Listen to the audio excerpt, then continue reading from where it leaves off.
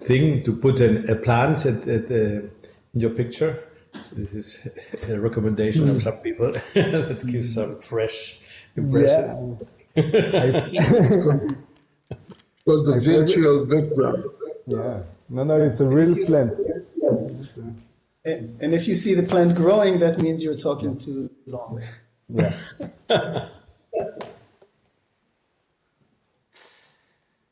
Right, good afternoon. And of course, a special welcome to our PhD candidate, Mr. Rabin. Good afternoon to you. Welcome on behalf of the board of the Open University, represented here today by myself and your supervisor, Professor Kaltz. As you can see, the rest of the room is totally empty. The beetle had just left the aula, so it's the two of us here. Also a warm welcome to the committee members this afternoon, who are also joining us online.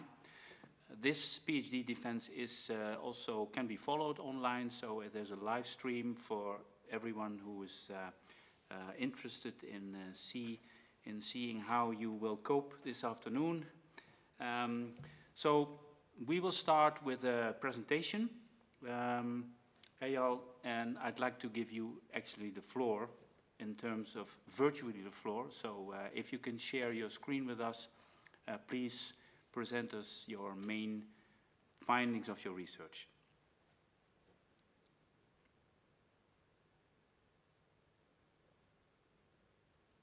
Thank you very much. I'm highly honored to be here, and I would like to thank you all for coming.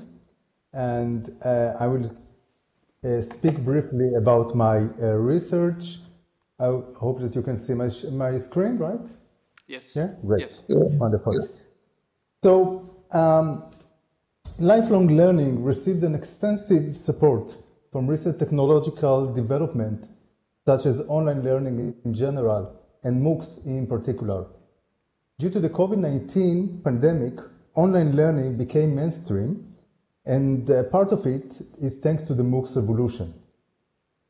MOOCs are natural development of online learning and are part of the open education movement. MOOCs is acronyms of Massive Open Online Courses, which describe the basic attributes of this concept. By the end of 2021, more than 100 million students participate in over 16,000 courses provided by more than 950 universities around the globe. In the COVID-19 pandemic, we can see growth in number. MOOCs become mainstream in online education inside and outside the higher education system. However, the great growth of MOOCs is accompanied with criticism. The high potential of MOOCs has been critiqued, mainly due to the high dropout rates of 93% on average, meaning that most of the MOOC participants don't finish the course that they began. In this research project, that includes 5 research papers and introduction and discussion chapters, I try to look at MOOCs from different perspectives for the lens of the learners. The first paper, in chapter 2, lies the theoretical foundation of this dissertation and deals with the business models of MOOCs and raises questions about measurement of completion rates in MOOCs.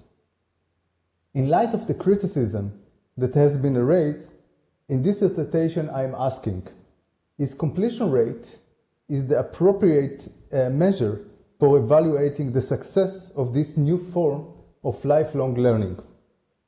Students may enroll in MOOCs for a variety of reasons, and MOOCs participants may have a variety of learning outcomes. For example, MOOCs participants may achieve their learning goals by just viewing the introduction lecture, engaging in only one segment of the course, or receiving a certificate of completion. I would like to claim that success of lifelong learning in MOOCs should be evaluated not through traditional instruction-focused measures such as completion rates, but rather through more learner-centered measures such as learner satisfaction and the fulfillment of the learning intentions. The second paper in chapter 3 aimed to empirically characterize the two learner-centered outcomes, namely learning satisfaction and learning intention fulfillment, and identify their antecedents. In this dissertation, I used learning analytic as the analytical approach. Learning analytic is the measurement, collection, analysis, and reporting of data about learners and their context for purposes of understanding and optimizing learning and the environments in which it occurs. MOOCs have specific characteristics that make them an excellent candidates for learning analytics. The learners leave digital footprints that can be collected into a log file.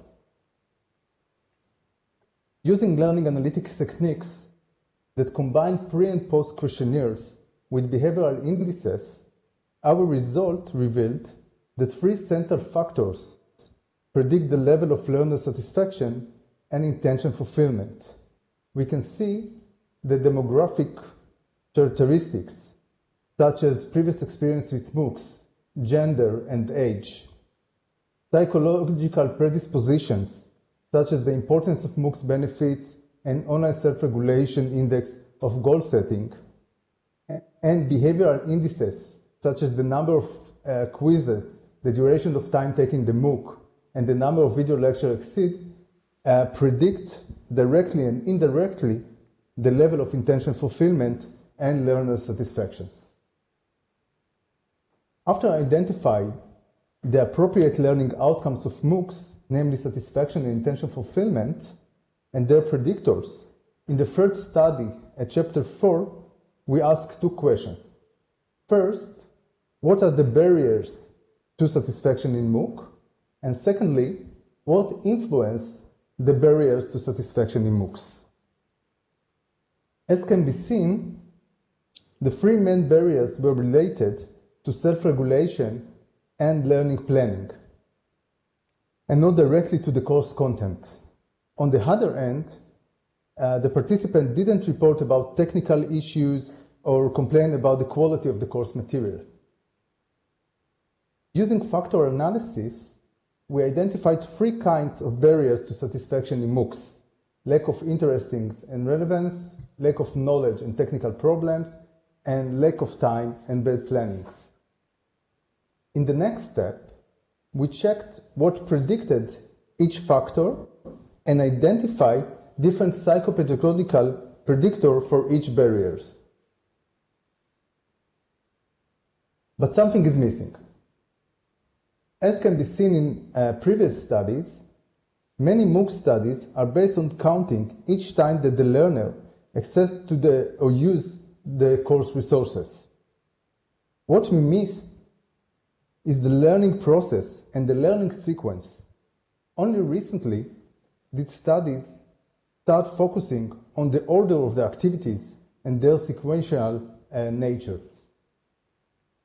Several researchers attempted to understand differences between the learning path of MOOC participants who passed or failed the course. In the fourth study, in chapter 5, we seek to explore a novel approach to detect user behavior patterns by spotting a very short user activity sequences and clustering them based on shared variance.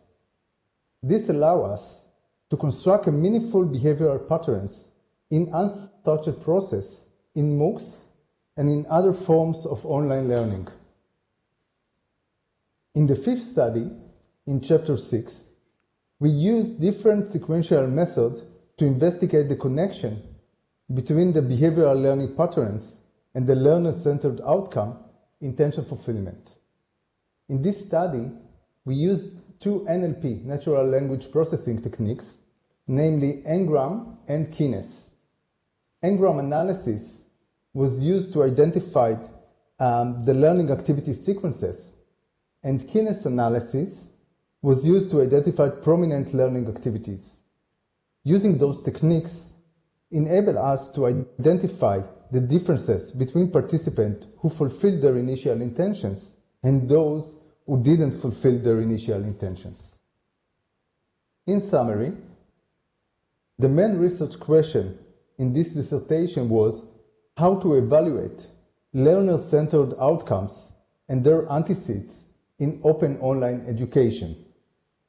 The COVID-19 pandemic accelerated digital changes around the world. The rapid changes in the educational system validate the model that had been suggested in this dissertation. The studies presented in this dissertation have individually and collectively turned the spotlight on the importance of looking at learner-centered outcomes in MOOCs and suggest a novel perspective to analyze those outcomes. Learners are individuals who would like to acquire information, knowledge, and skills in a way that fits their needs, their expected benefit from participation, their socio-demographical attributes, and their psychopedagogical characteristics. The education system, policymakers, and society as a whole should help lifelong learners to learn how to define their goals and regulate their learning process. Those efforts can and should be combined with the emerging support of personalized and artificial intelligence systems. Those steps will enable personal and social development by enabling people all over the world to increase their abilities and skills. Lastly, I would like to thank my research collaborators that you can see their names here on the screen. I had a great opportunity to work with these great partners in my research, and I would like to thank them. And thank you, danke well, and toda rabba. Dear candidate, Mr. Rabin, thank you very much for this introduction. That was very clear. Now, once again, I would like to introduce the committee members here this afternoon. Welcome to you all to this PhD defense. And we start now with the questions. I would like to ask Professor Eshet from the Open University of Israel to start with the first question round. Professor Eshet, the floor is yours. Just, do I ask the two questions or only one and then, okay. Hi, Eyal. My two questions are, first, thank you for the nice presentation, interesting one. And I'm interested in we all speak about here is education as being open to all universities provide their courses, etc. And there are lots of notions about here's the end of the universities, because if knowledge is open to all, what is the business structure of our universities if we provide, don't we kill our own, the branch we are living on, sitting on, because we provide knowledge and now everybody can get it and without the need to study with us, can study alone. So what do you think? I would like to hear your opinion about the implications of your findings or of the big picture that you gathered or built from those studies on the future of higher education. Do you think that we are able to, we can say that university is slowly changing its face to being more open to all and open knowledge to everybody? And what does it mean to the business structure of the university, in your opinion? That's one question. And the other is something that always bothers me, and I think I shared with you these ideas in the past. The fast changes in technologies that we are using require us, each technology requires us to build strategies to use those technologies for learning and teaching. Your research is an example of it. In the end of the research we are doing, then technology is changing, becoming obsolete, and now we need to start all over again with the new toy that we are trying to adopt for our learning. So I would like to hear your opinion on those two issues, the organizational issue and the technological issue, if you'll be able to speak about it. Thank you, highly learned opponent, for these two questions. They are great questions, very highly highlighting, but they are very different. So I will answer the first one, and afterwards I will answer the second one. The first one was about the organizational perspective and how open education and MOOCs particularly are going to change the traditional educational system or higher educational system. I think that at our first paper at the Cathedral and the Bazaar, we dealt with those ideas since if you read the papers from 2012, 2013 about MOOCs, there were a lot of ideas about how MOOCs and digital innovation in general are going to replace the higher education system. And we can see now, I think mainly after this year and a half of the pandemic, that universities are still exist. What we predicted was that instead of replacement, that open education resources and MOOCs particularly will replace the higher education system, we predicted, and we can see this happening now, that it will merge inside the higher education system. So it seems that people would like to get a highly ordered degrees, that they have those paths, what to learn and how to learn, and with the right curriculum. And we can see the merging of MOOCs and other forms of open education into the traditional, what we call the cathedral, into the traditional system. We can think about that universities give other things that are not only knowledge. They give research that open education now cannot give it. They give social aspects, what we call the customer value proposition. So they give social aspects, sports issues, entertainment, networking, and other stuff that open education and MOOCs today, at least, cannot offer. So in this idea, I think that we are going to see a merging of or interdependence between the two systems of the cathedral, the higher education, traditional higher education system, and the open education resources, what we called the bazaar. So this one is for the the first question. About the second question, and I agree. 6 years ago, when I started to investigate MOOCs, I remember that you told me about the idea of MOOCs. Okay, and MOOCs will disappear one day.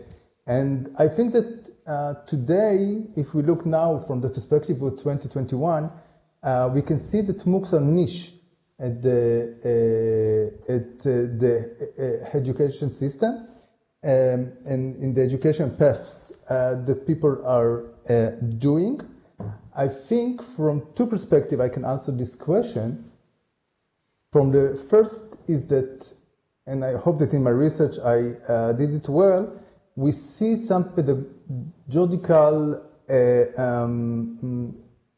ideas that are relevant to all the subjects or technologies of educational technologies.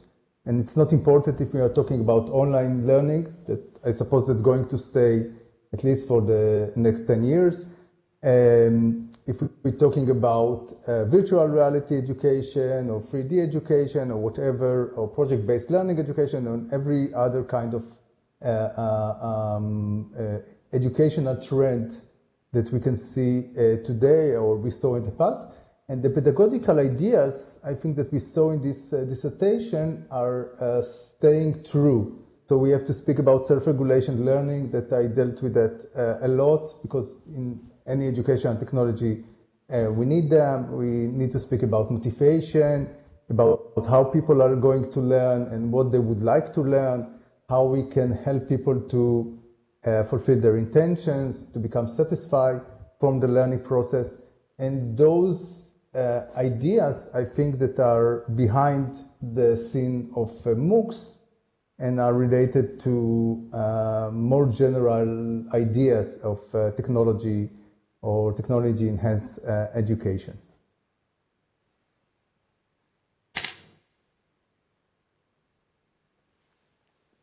Professor, Okay. are you satisfied with the answers? Yeah, yes.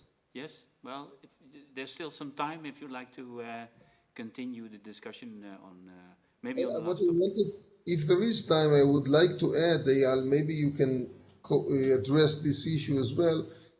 We know that differences, in personality differences, are very important in communication. We know in communication in general and in online communication in specific. For example, we know that different types of people, like introvert and extrovert people, will react or use differently the online platform, especially when visibility is limited.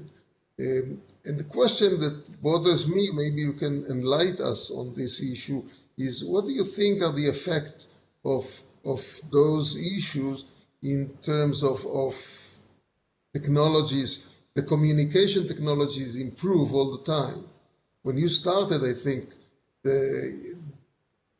those technologies like Blue Jeans or Zoom or whatever did not exist, and now, or at least they were in very preliminary stages, and now we have better ones. Does it change, you think, the possibility of students to prevail or to succeed in those online courses? Yeah, thank you, Ron, for this question as well. I think that if we take the case study of MOOCs, for example, and we can see that there are so many courses around and so many options to learn. People can choose where, what, and how to learn. And in this sense, I think that online learning and open education is enable people not to learn in a one-size-fits-all. Today, when we are thinking about a course at a traditional university, so we have like a one-size-fits-all. All the students are entering into the lecture hall, listen to the same lecture, summarize the same summarize, do the same test, and so on. And we know that at real life, that are outside of the academic ivory, people are doing different things, depend on their personality, as you mentioned, dependent on their occupation, dependent on what they are doing, their background, and so on. What I believe that will happen in the next even few years, if I can try to predict the future, is that we will get more personalized systems that will learn the learner. They would know what he preferred to do, his personality, his self-regulation style, his preference about learning, and then will able, I hope at least, to suggest different paths or different sequences of learning. For example, we showed in one of the papers that I presented in the dissertation that although, let's say, all the students wanted to achieve something, different students took different paths of learning. There were students that watched only videos, for example, others that first took exams and then watched lectures, and so on. And I think that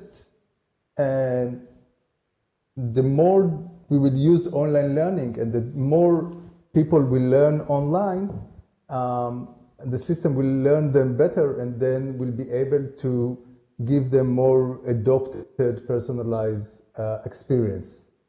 And we know now that it's starting to happen, and I think that it will happen more and more in the next years.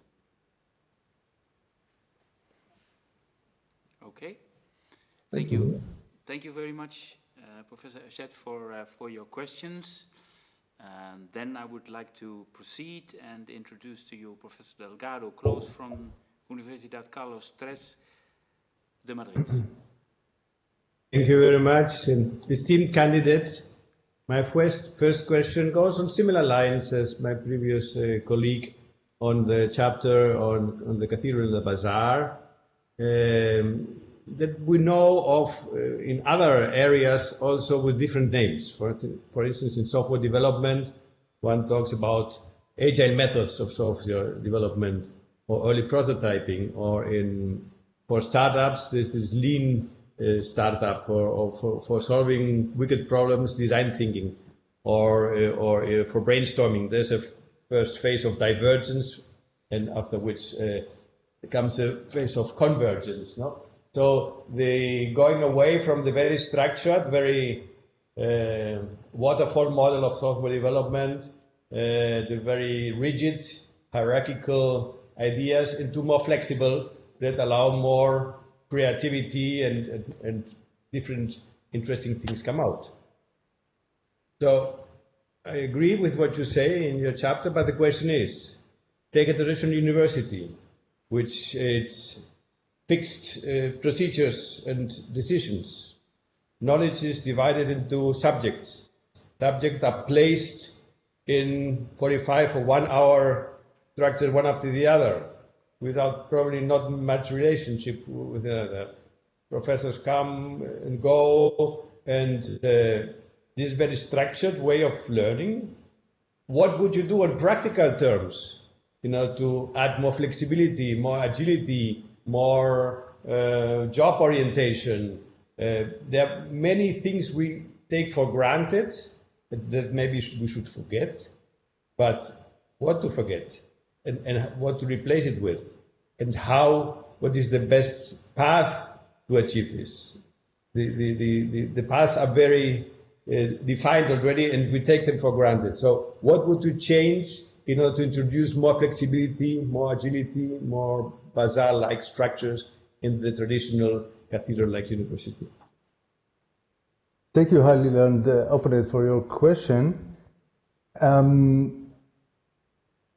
It's a very good question, because I believe, and I'm traveling in the universities around 20 years or so, that we should create universities that look more like job-oriented, not without thinking about theory, not without thinking about basic research, not in this sense, but rather in the way that when I'm looking about my regular day job or other people's regular day job, it is not structured out of people that give me knowledge and then leave after an hour and a half, and then I'm moving to another one that gives me knowledge. But rather, I have to look for information, I have to look for new projects, I have to look for new problems and solutions for those problems. And in this sense, I think that we have to break the basic structure of universities. I don't predict that they will disappear in the next 10 or 20 years, but still they have to do some change. And what we claim at the Cathedral and the Bazaar paper is that it should move toward the bazaar, toward more chaotic structure, in a sense that I suppose the student will have a phase of acquiring knowledge, the basic, let's say the basic courses that you have to enter, and then to learn the basics subjects, the basic language, the basic way in the field that you are studying. But those parts can be learned online. There is no reason, with MOOCs, there is no reason to go to a class. I'm teaching 15 years the same subject and I'm teaching the same lecture. I can record it, then the students can listen to them, and then to come back and to have a short discussions and projects and things like that. So this should be the first stage or phase of learning, the acquiring of the basic knowledge. But afterwards, I think that students should look for questions or for problems in the real world. Each one in his field of study, and to find ways to solve those problems, because this is the real things that people are doing right today. They are finding problems, questions, creating problems, and then they need to solve them. And in this sense, the university should move into more, you can think about the word chaotic, but it's more project ideas how to solve the problem that they found. And I think that they can take those problems and those solutions out of the bazaar in a sense. Thank you. Okay, my second question, esteemed candidate, is there are a number, I don't know whether you know the term OPM provider, or online program management. There are companies that help traditional institutions to go online, and they remain in the shadow. They are not known. No, the university announces and creates with their professors their programs, but there are companies helping these programs to be announced, marketed, and managed in different ways. No? So already in the traditional university there is an element of innovation with the hand of these OPM providers.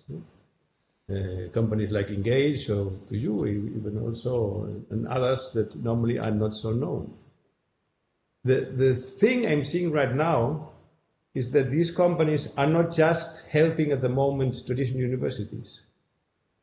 They are helping anyone who wants to set up an online university to set it up. They provide all the software for the management of everything. So now there are some providers who announce, do you want to create your online university? Come to us. By a nice percentage of your income, you get everything done. We help you accredit your university, we help you manage all the marks and whatever it takes to make university. And this is a big change, because now the way to enter the market is much lower. Companies who are specializing in creating universities are available for whoever. And for instance, in Malta, there are more than 100 online universities. Maybe they're not in Malta, but they're registered in Malta or on Albania or countries with whatever legislation that is more appropriate. Mm-hmm. And they work broadly. So I see this enormous change. So the question is, not traditional university, but any newcomer can now create a university, because knowledge is available. And they can create ways of adding what you mentioned before, the networking, the meeting, the industrial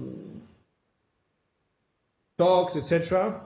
We have in Spain one provider which is called the Power MBA. They have 1 million euros benefit every month, right? This MBA, which is not the traditional MBA, but it costs 500 euros, lot of flexibility. Even my daughter, who is working, registered this because, okay, you do it side by side. You don't have to devote, like my other son, 2 years for a traditional MBA. You do it while you work, and you get something, you learn a lot. They invest a lot in networking. They have parties, etc. They invite industry speakers with their practice, with their cases, for 500 euros. So maybe the world is not just divided in the cathedral and the bazaar, in the traditional universities and the MOOCs and the open education resources. Maybe it's much more mixed and intermingled and complex and difficult to understand what is going on. No? So my question is, for another example, which I've also used sometimes, Old MBA by Seth Godin, who was a famous speaker in the US. They don't create, they give also a kind of MBA, they don't create any content. The books are there, the good knowledge is there. They create a lot of networking opportunities, they put a lot of, every week, a new assignment they discuss with companies. So what I want to say is, the world is changing and we are still teaching, I myself also, in the traditional way.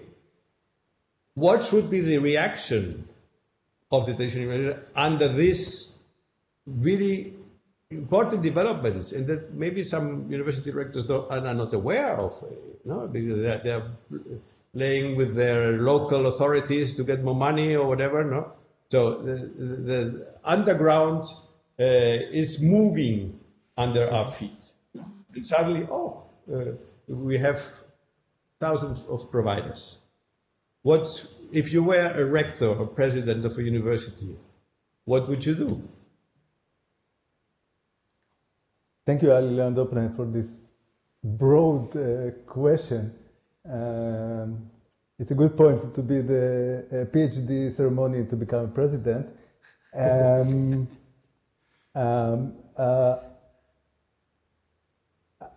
The truth is that you are picturing it as a negative thing, that those companies, those OPM, as you call them, are affecting negatively the higher education system. But the truth, when you described those companies, that I'm not familiar enough with them, so I'm just speaking generally from your description. I think that if the customer value proposition that those companies are providing are good, then it's a good thing. Let's think about Coursera, right? Or edX, or FutureLearn, or those MOOCs providers. They are new phenomena as well. And when I'm looking at it from the perspective not as a president of a university, but rather as a researcher or someone that believes that education should be open to all, I see those movements as a positive thing, right? Because now we have the opportunity for more people to get more knowledge, and we are in a time that knowledge is the important currency, and people need to learn throughout their lives. So I think that those phenomena that you are describing are highly positive. But if I'm putting now the hat of the president or the rector that would like to save his budget, his place of work, I think that universities should think about what they can offer more. And in this sense, maybe universities can offer services that those programs cannot offer, like research equipment or availability to researchers that usually those providers that you mentioned before don't give. So this can be a thing.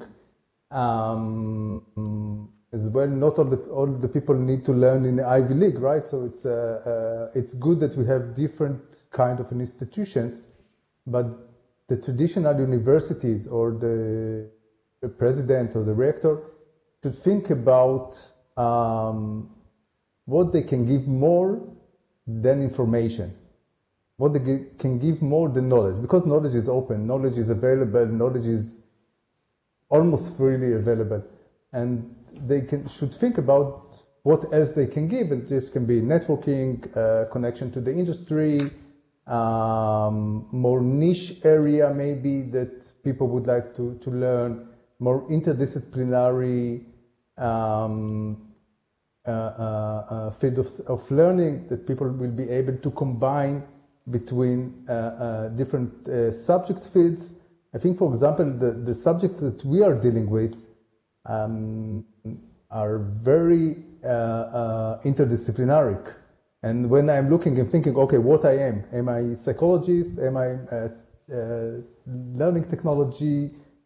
Am I methodological, statistical? I'm everything, right? So we have to think how to combine between the different fields and to create more centers that will be able to give the students the ability to learn different fields of subjects at the same degree. Thank you very much. Yeah, thank you. Thank you, Professor Delgado. Then I would like to introduce Professor Scheffel from the University of Bochum. Please, Professor Scheffel, the floor is yours. Esteemed candidates, first of all, thank you for your really nice work. I really enjoyed reading your thesis, and especially with my background in computational linguistics, the natural language processing part was very interesting to me. And also the, let's call it key action extraction that you did, where the chains of activities was something that I myself explored quite some years ago, actually with Professor Delgado close together, about 10 years ago. So it's nice that this kind of research is being continued, and that this kind of combinations or interdisciplinarity, as you said, is being fulfilled. My first question, I would like to focus on your third chapter, chapter 3, where you found some predictors to certain outcome measures, for example, and you did these analyses post hoc. So you analyzed the data of a course that has already finished, that was run already, where you use data from courses. And you say in your conclusions that information can be used then to, for example, improve the courses or to be given back. And that is basically also the idea of learning analytics in general, because learning analytics is not only about collecting data and analyzing, but as you also said in your presentation earlier, it's about optimizing learning process and optimizing the environments of that the students use. So my question to you now is, given the results that you describe in chapter 3, how would you use those in practice? What would you do to close the loop? What would you give or show, for example, in a dashboard to students or to MOOC teachers? What could they see based on these results in your chapter 3? How would you close the loop and make it basically the whole analytics cycle and not leave it at the analytics only? Thank you, highly learned opponent, for this question. So it's a great question, because I'm starting a project now that is going to do exactly that. And I will speak generally about it, more about the ideas that we have about the things that you ask about. So I'm totally agree that learning analytics is not only tool for researcher, right? Usually what we are doing now, most of the research that we have now is conclusions that we find after the courses had finished.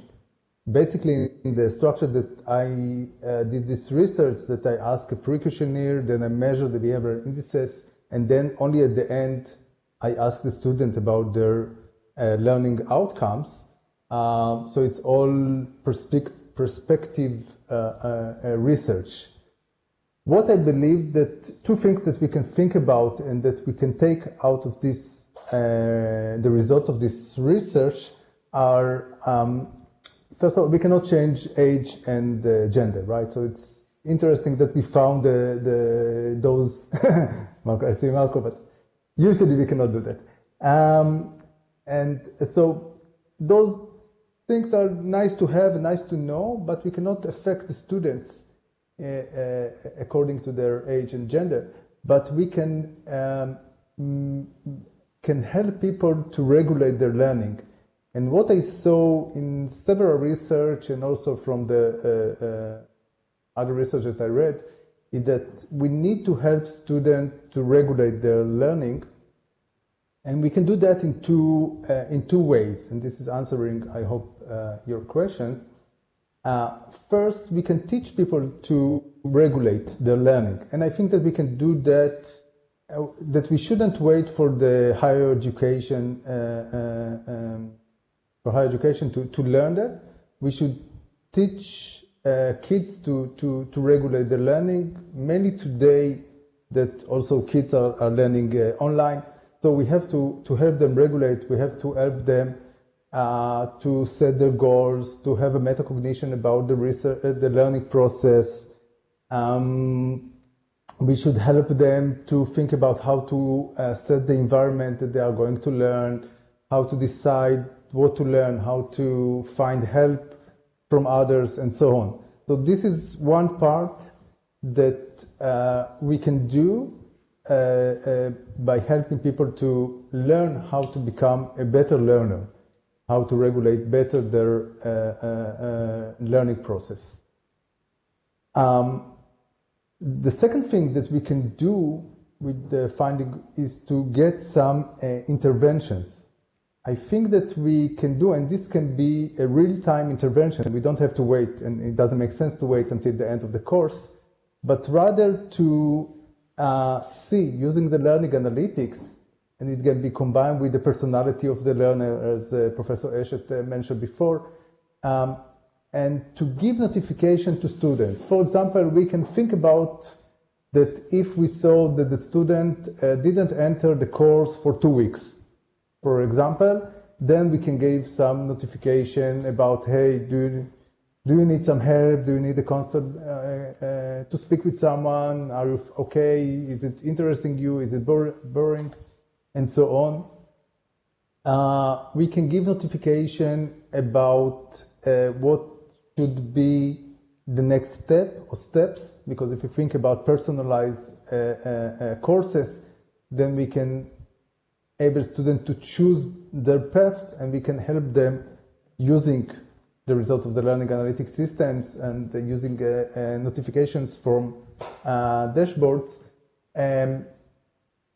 to think about what should be the next step, how should they set their learning, and things like that. And in this sense, I think that the result of our studies is the first step of the idea of using learning analytics in order to help students.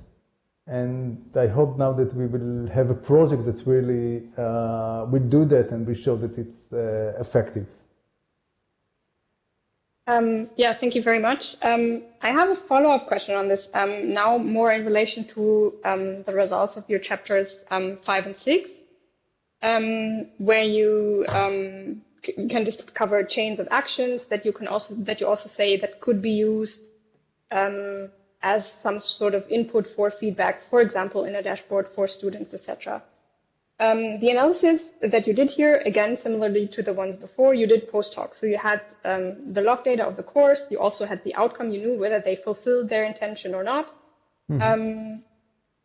My question here is, if you were now to implement a live system, a live learning analytics system, some sort of dashboard for the students in these courses that tell them, hey, the actions you have performed so far would not lead you towards your goal.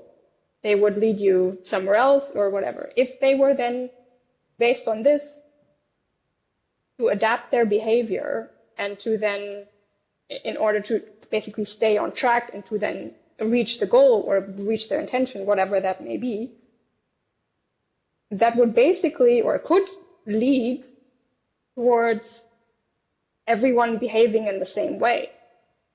Because the analysis you did maybe are based on the course that was run in the previous year, where you did have the outcomes and you could calculate the results. Now in a live system, you don't have the results yet. You don't know whether they actually will fulfill their intention. So they can only use the current data so far compared to the year before, for example. And if now everyone starts behaving the same because you tell them, hey, you're not on the path anymore, you're not going to reach your goal and everyone would start behaving the same, then according to you, what you write here, the algorithm wouldn't detect that anymore because the algorithm you describe is specifically meant to detect the differences.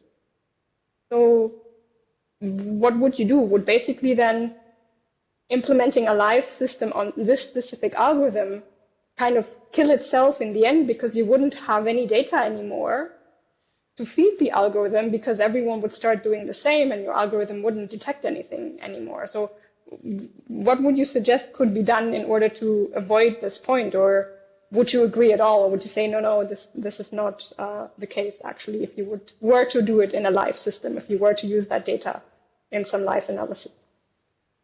So thank you, Eyal and OpenEnd, for this I can feel provocative question even about it, because I think the algorithm will eat. Basically, I can think that we should think that people have, and this is what the basic claim of this research, is that people have different goals, right? When we think about the cathedral, the instructional learner outcome, so we think about grades. Everyone needs to get above 60 in order to pass the course. But this is not the case if we are talking about learner-centered outcomes such as intention fulfillment and satisfaction. And if we are taking the case, so we have to think first of all about what is the learning outcome that we would like to achieve. If I would like to achieve intention fulfillment, right, that the student will fulfill their initial intentions, then I would need to ask them in a way what they would like to achieve, right? So this should be the first, and then according to that, I think that each participant will get different suggestions and different recommendations since each one has a different goal. So in this sense, we will have groups of participants or group of students, and they will be able to get different recommendations according to their intentions or goals. And even though inside each of the groups we have heterogeneity of participants from the different backgrounds of them, and then we should recognize two things, right? First, their initial intentions, and secondly, their psychopedagogical, socio-demographical background, and then to adopt the suggestions and recommendations according to those variables. If you think about more traditional learning outcomes, such as grades, then we can think about steps.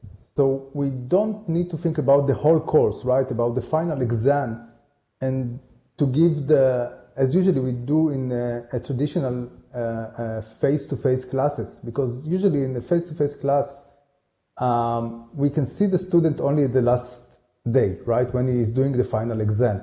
And we cannot follow the path of learning. We don't know if he read the articles that we give him, if he did the assignments, if he listened to us or playing the Facebook during the class and so on. But when we are looking at online learning, and this is my field of expertise, so I cannot speak about other scenarios.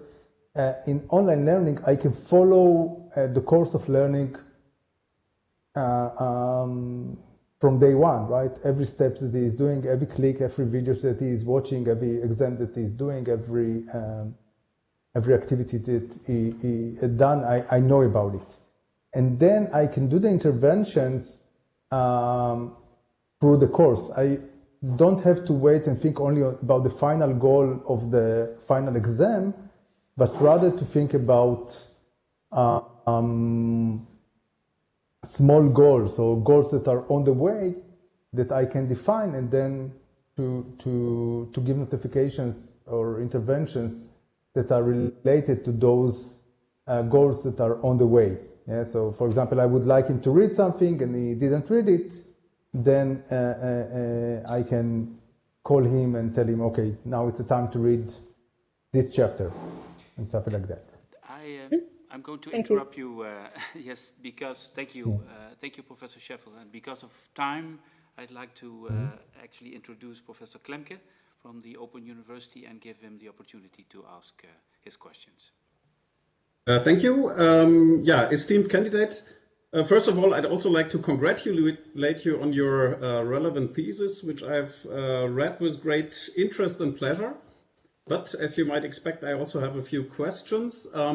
My first question actually goes to chapter 3, where you introduce outcome measures that actually focus on the learner rather than on the education or on the designer of the course. And you replace things like retention and completion rates with learner satisfaction and learner intention fulfillment. Now, one might say these traditional measures also have their relevance as they measure how successful did I learn something that I wanted to learn and how successful did I meet requirements that come from the outside towards me, while your new measures basically look into what do I want and do I get what I want. And both, I think, have their relevance. So my first question is, did you actually also try to compare these measures to each other? And if yes, what did you find there? And if not, what would you expect to find if you compare these measures? Thank you, highly learned opponent, for this question. It's an important question, that's for sure. And I thought about it a lot. The setting or the data that was available to me was about MOOCs, and MOOCs that were open to the public, and in this sense they didn't have any objective, we can say, objective learning outcomes such as grades. There wasn't any external grading for the course. So I wasn't able to check the correlation between the intention fulfillment and the learner satisfaction and objective grades of tests or stuff like that. In a sense, it's an interesting question. I can answer it from the literature for several points of view. We know from research from the Open University at the UK, they didn't find any correlation between learner satisfaction from courses and grades. And it's interesting point of view because we say, okay, it's fine, right? In some sense, it's different. Dear candidate, I have to interrupt you because the beadle just came in the aula and he announced ora est, which you probably didn't hear. So that's why I repeat it. That means that your time for defense is actually over. Apologies, Professor Klemke, that your answer is not full, but hopefully there will be opportunities to get a full answer maybe at a later point in time. I'd like to thank all the members of the committee for their questions.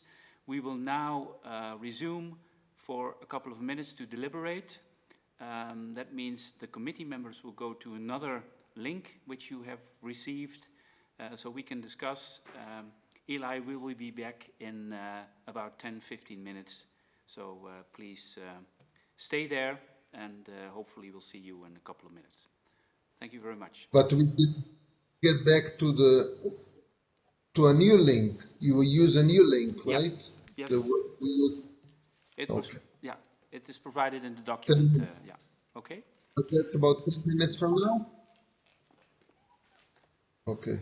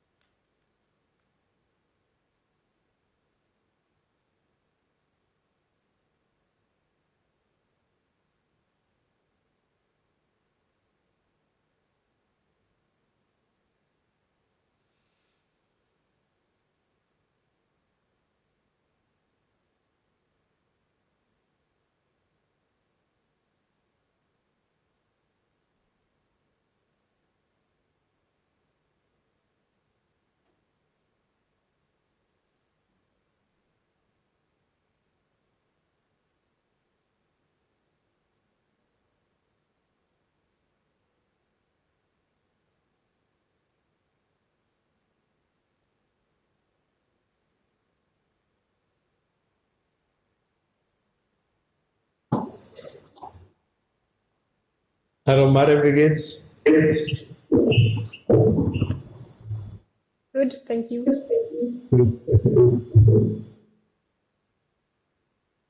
Now in Bochum you'll get the rector of Maastricht, no? Who's a German. Yep.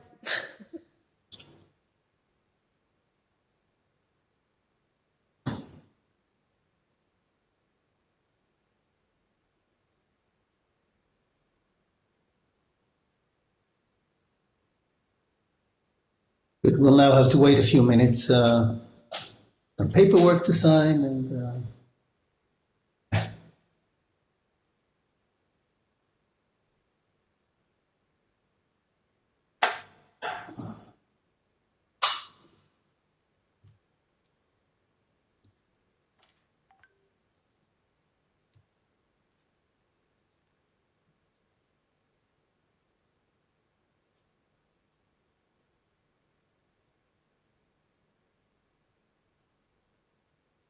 you need to use your imagination, Eyal. Imagine us walking through the corridor slowly.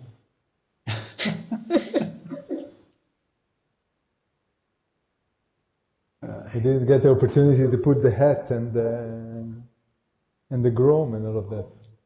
Yep. Maybe there's a filter for that. In Zoom there is. Yeah. Here, I don't know.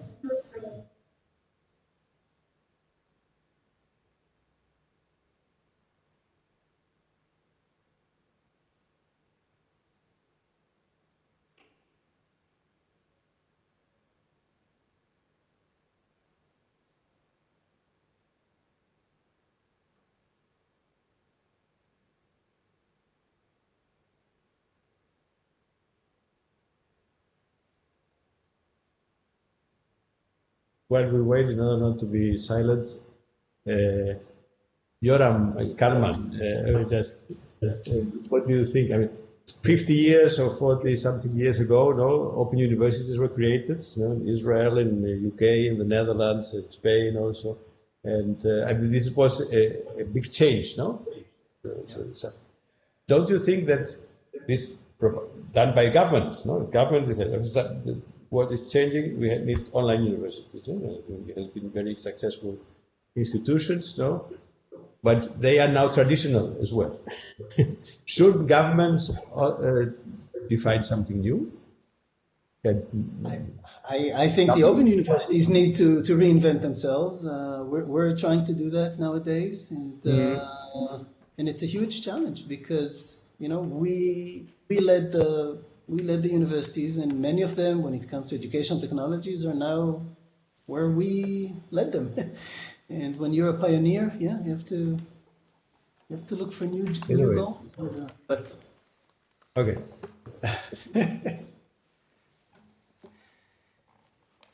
Ladies and gentlemen, dear candidate, ladies and gentlemen of the committee, we now resume the defense. The committee has discussed during the last couple of minutes, and I'm happy to tell you that the doctorate board, represented by the Defense Committee, has decided to award the doctorate degree. So congratulations on that.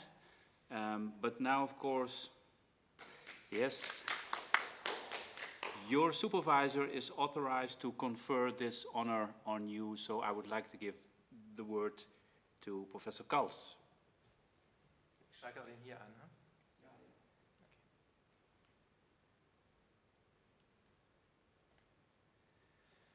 So, Eyal, congratulations. I'm happy to hand over to you the certificate for the doctorate at the Open University of the Netherlands, and you will also receive, by the way, Yoram still needs to sign that, and you also receive a signed book by the members of the committee who are present. Normally we do it with a full committee, but that was now a little bit difficult. And now the big moment is there. Okay, thank you. By virtue of the powers vested in Dutch law, in accordance with the decision of the doctorate board, I confer on you, Eyal Rabin, the title of doctor, and all the rights and all duties to science and society associated by Dutch law or custom to a PhD degree at the Open University of the Netherlands?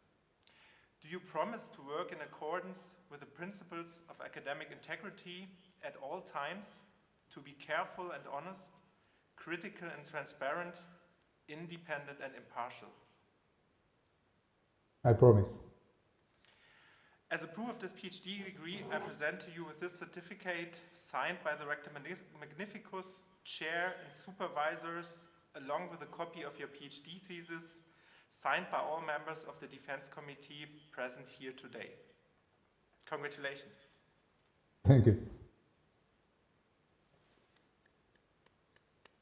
Okay.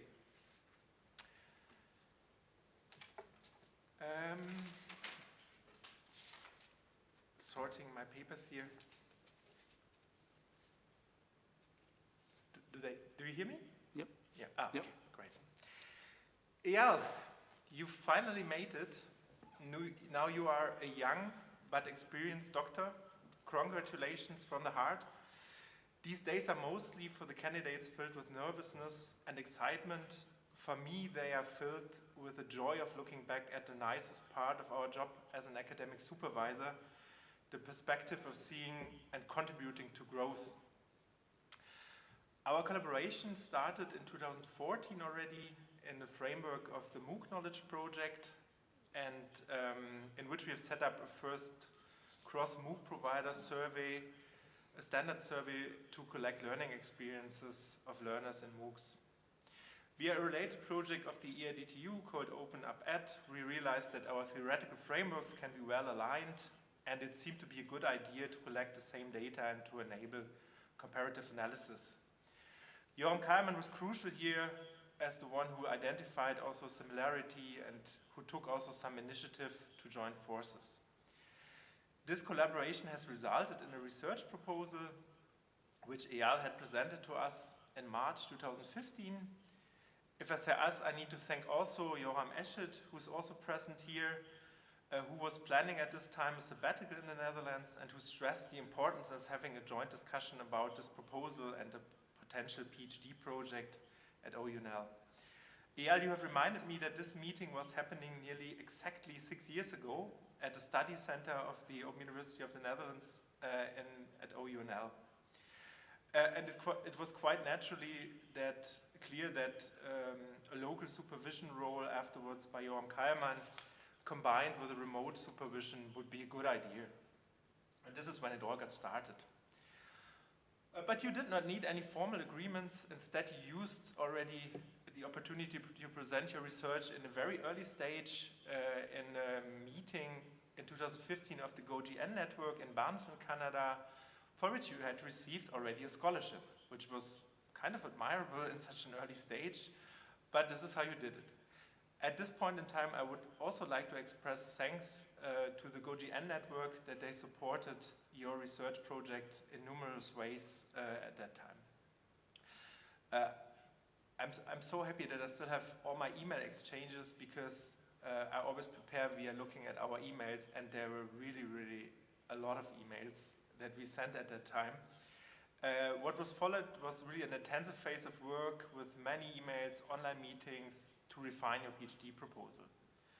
I think what was crucial for you was that we were already collecting also data together, and we had also insights coming from theory, but we also had insights coming from practice and from the data collection. So I think that was a very beneficial time for you because you could look at theory, but you could also look at data at the same time. It took us finally until November 2016 to send out the PhD proposal for review. And at the same time, since your focus was also methodologically, as we have seen, to combine survey data with behavioral data, we had identified process mining as a potential technique that could be useful for a PhD project. A road which is proven at a much later stage as a dead end for you. At the same time, also based on working intensively on the framing of the proposal, an idea was discussed to put some effort into a framework article that was centered around the cathedral and the bazaar and the role of higher education institutions in the world of open education. And we saw today that this is still a very hot topic, and there is a lot of dispute about this placing of public institutions or of higher education institutions into this world. It took us quite some time to finalize the paper, and we submitted it to a Higgs workshop, and the first time in the project you had to deal with a rejection experience. Pity. But this could not stop you, and in the meantime you had won another travel grant for an ICDE doctoral consortium, again in Canada, in Toronto, and at the same time you started already working on a new paper on the predicting attention fulfillment, and you always took this also negative feedback that we got at some point of time very professionally, and we worked also hard to draw our conclusions from the reviewer comments, and we always had, and I was very impressed by your ability to look forward and not look back, and to motivate also yourself but also your supervisors to take the next step that was needed. In the meantime, I was about to change institutions in 2018, but luckily, and thanks also to the Faculty of Management of the OU, your PhD project could stay here. And we collected in the meantime, again, some rejections from journals. And I think that was a frustrating time for you. Nonetheless, you kept going and pushing and thinking about improving the research, but also the papers we were working on. And suddenly in 2019, a kind of Gordian knot was cut, and we received several paper acceptances in a row or minor revisions, and we saw that the research seems to be recognized as being relevant and also of high quality. And this gave us another boost in the team, but also you personally, and you were full of ideas for more activities and future work. Why the project was mainly based on remote communication, and just to stress that, yes, it is possible to mainly communicate remotely also for a PhD project, although it asks for a lot of effort from all people involved. We also were lucky that we had some occasions where we could actually meet face to face. Just to mention here that we attended 2 actual conferences in Leeds and Delft, and which gave us some new insights for your projects, but which gave us also finally some time to party together. I think this is also very important in a PhD project. And I think some members of the committee were also involved in some of these events. My personal highlight also was an invitation, a very kind invitation to keynote the CHICE conference in 2019. My first visit to Israel, and I was so impressed by you and Yoram's hospitality, but also by the diversity and culture I was facing in Israel. Not to mention memorable visits to Jerusalem, Yad Vashem, and last but not least, a joint hiking trip near the Dead Sea. And again, you have been proactively seeking challenges, and you have acquired a grant after that to become a visiting researcher at Open University and at the TU Delft. Speaking of culture, I have to admit that it makes me very proud that a German guy supervises an Israeli PhD student at the Dutch Open University. And of course, there were many cultural reflections for me in this project. Some minor ones, like getting used to commenting in a document in which the commenting field writes from the right to the left. I was going crazy with that. But also some major ones, like we are collecting data in a MOOC on genocide, and I think for a German that has also always some cultural dimensions, but also my curiosity on religious practices of Israeli academics, which we discussed at the baptism site of the Jordan River, an unremarkably and unforgettable PhD meeting, I think the most special one I ever had in my life. In the end, I would like to congratulate you again, and I wish you and your friends and your family a very good party. I really enjoyed our joint work. I enjoyed it very much, also with Yoram together. I think this was such a nice experience, which gave me also a lot of energy all the time. And I'm very happy also that you have already successfully acquired a postdoc grant at the Open University to continue the work on some of the critical questions we have received today. I will stop at this point of time and hand over to Yoram Kallmann for the next part of the Lablar show. Thank you.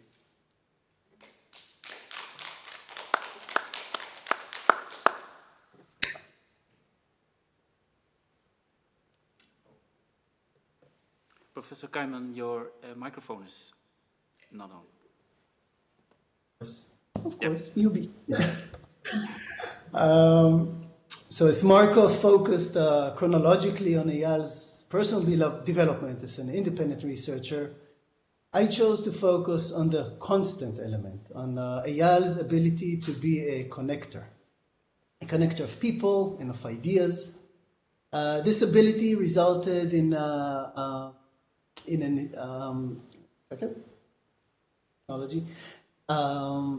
resulted in an almost totally virtual research project across geographical, national, and institutional borders. Nowadays, it's almost a given that academic research can take place independently of physical location, but when Eyal's PhD journey began, this was rare. This is not to say that Eyal did not effectively leverage face-to-face contact, and Marco mentioned many of these meetings. And every conference or symposium Eyal attended in person led to new and exciting professional contacts. But then these were nurtured, developed, and leveraged at a distance. And the resulting web of academic acquaintances and contacts that Eyal developed is an invaluable asset for his future as an academic and as a practitioner. Eyal's expertise as a connector did not end with a social network. Eyal is also a connector of ideas, and his research and publications connected methods and concepts from a very significant number of disciplines, including education and educational technologies, information systems, management, statistics, psychology, computer science, and more. And the resulting research is rich, it's intriguing, and very uniquely Eyal's.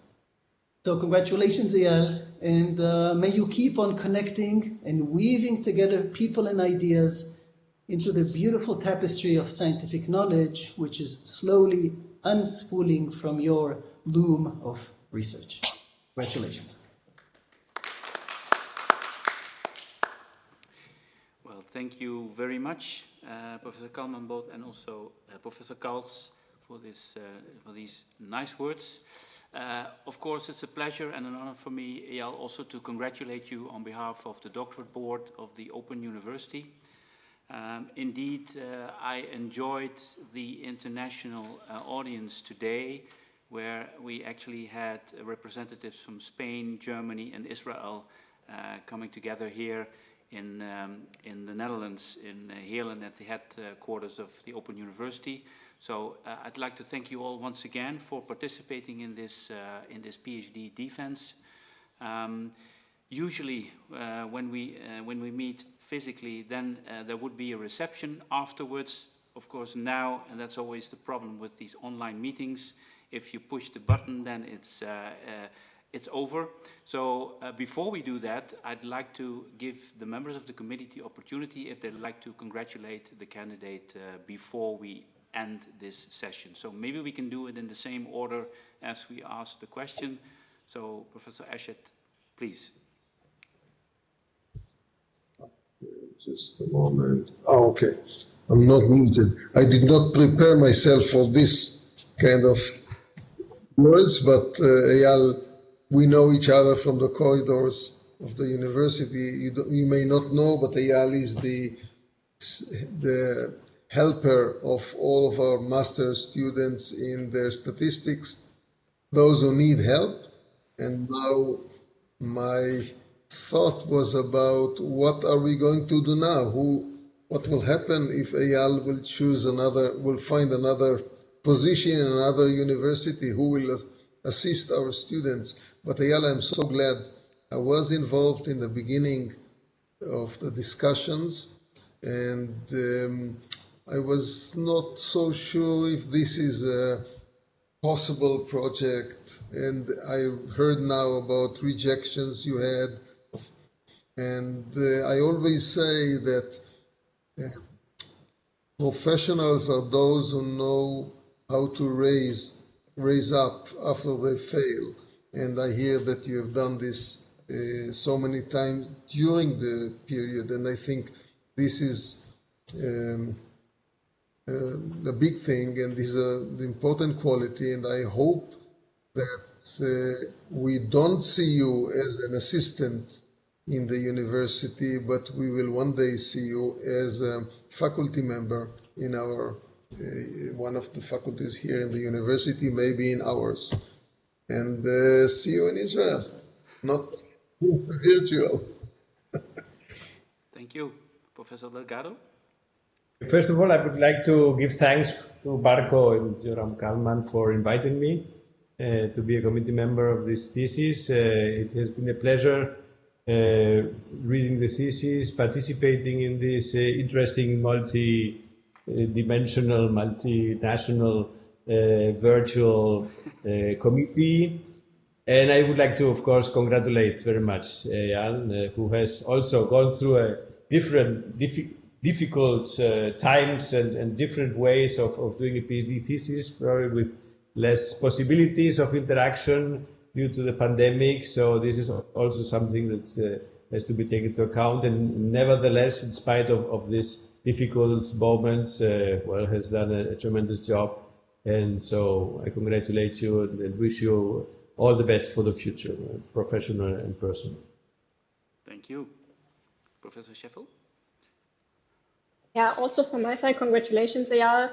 Great work. As I already said before, I really enjoyed reading your work, and also thank you for having me on this committee. I did meet you in person in Delft at ECTEL, and the discussions we had there, it was also very nice and very fulfilling. And I'm happy to hear, as you already said in the answer to one of my questions, that you are actually doing a follow-up project already and that you are continuing your work, and I'm very much looking forward to reading and hearing about that work, and also maybe about some collaboration. So if you're ever in the vicinities of Bochum or somewhere in this area, or if you would like to discuss any future options, just get in touch, and then I would be very happy to continue this conversation and to work together with you in the future. Thank you very much. And last but certainly not least, Professor Klemke, Roland. Yes, thanks again. Yeah, thanks for having me on board of this committee. And I really enjoyed reading the thesis. And I thought, like, yeah, it was a bit unfortunate that we didn't actually work together, because there are so many interesting things we could talk about. So maybe in the future we will have some opportunity to look into. I see a lot of connections to things we're actually setting up at the moment, also in our group with artificial intelligence for education and these predicting analytics factors that you have.